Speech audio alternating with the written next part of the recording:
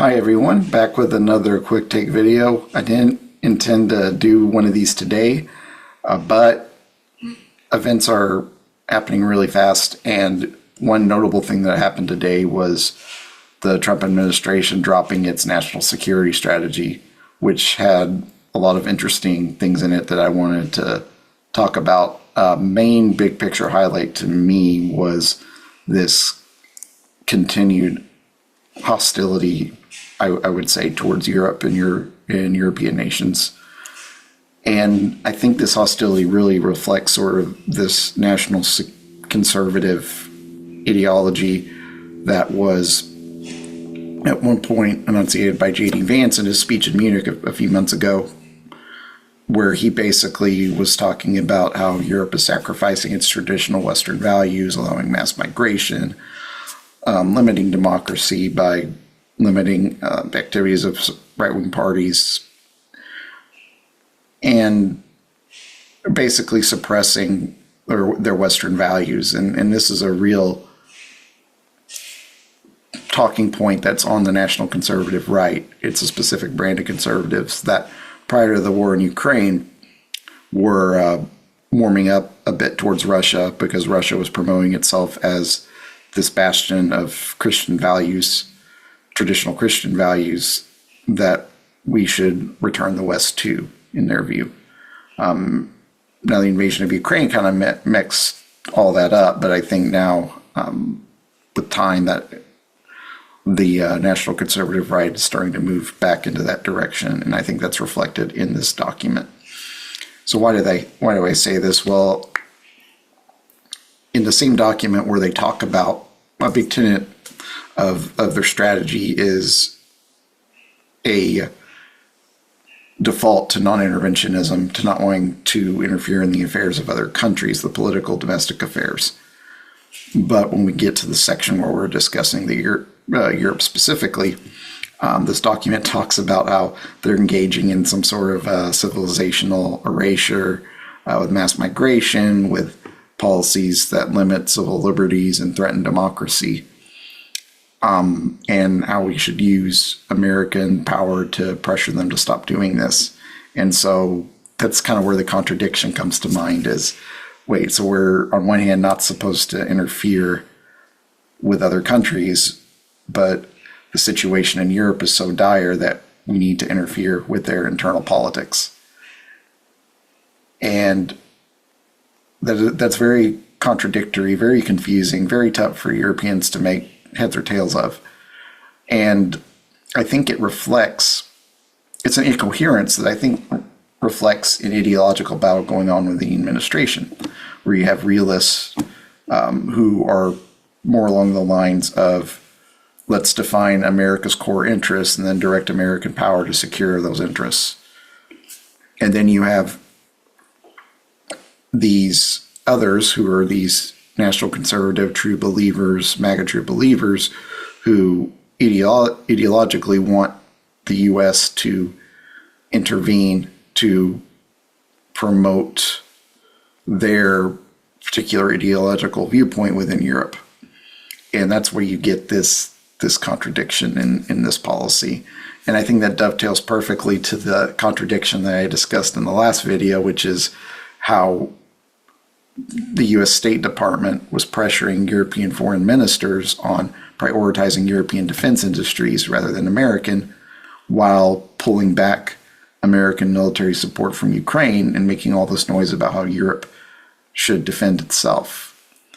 And so again, very contradictory and very much a reflection of an internal battle within the administration that, for one reason or another, has apparently not been resolved by the president. And it's leading to this incoherence, and I think this sense that America is getting ready to abandon Europe. And I think that this approach is exactly what the Russians would want. They are trying right now to drive a wedge between the United States and Europe. And the administration, or at least a faction of this administration, seems to be interested in helping them along.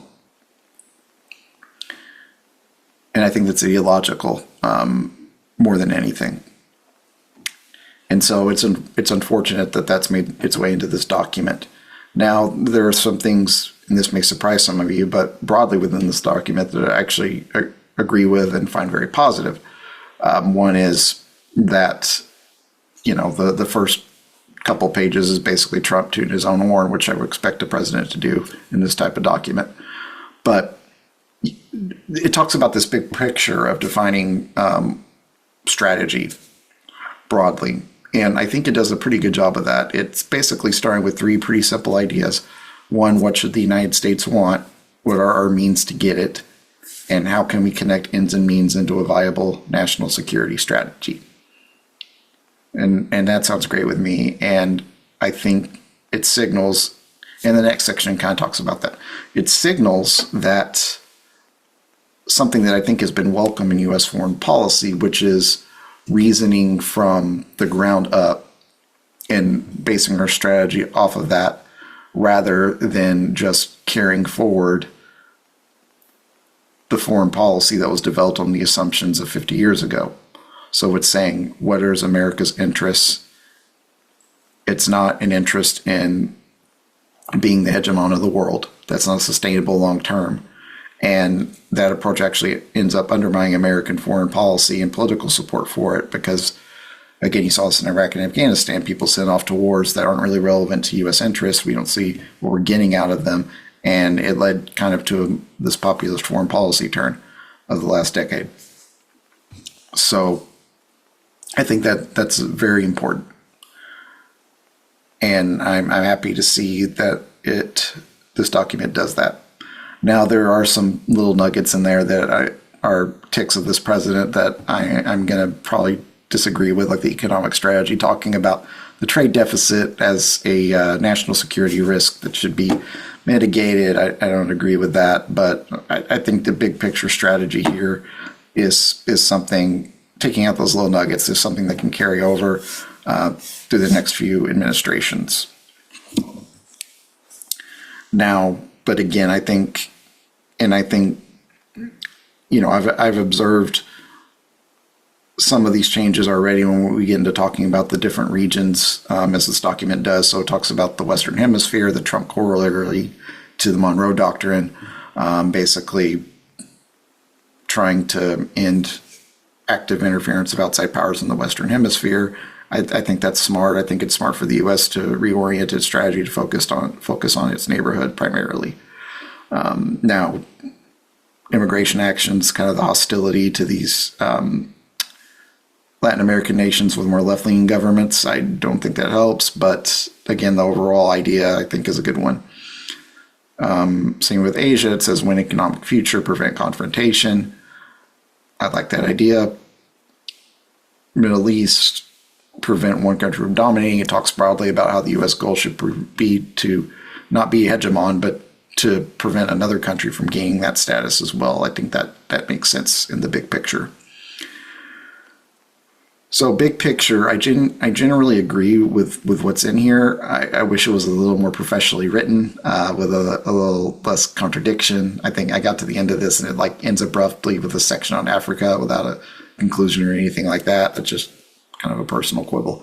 But I think what this administration really needs to grapple with is the gap between the overall strategy and goals and the means it's employing to get there, or what it feels are the tactics, basically, or what it feels like are end goals that will represent the accomplishment of these strategic objectives. And I think it gets it very, very wrong in Europe.